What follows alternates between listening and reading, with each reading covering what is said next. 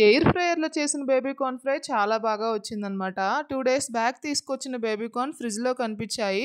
సరే baby corn fry చేద్దాం అని చెప్పేసైతే తీసి ముక్కలుగా కట్ చేసుకుంటున్నాను.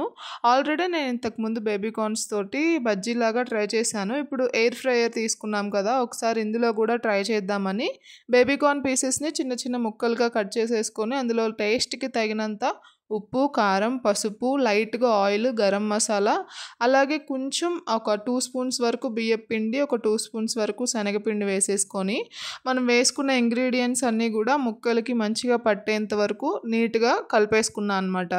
కలుపుకున్న తర్వాత ఒక 5 మినిట్స్ వరకు అలానే పక్కనుంచేశాను. ఇంకా తర్వాత ఒక సిలికాన్ ట్రే తీసుకొని అందులో మనం కలిపి పెట్టుకున్న పీసెస్ అన్నిటిని అందులో నీట్‌గా సర్దేసుకున్నా.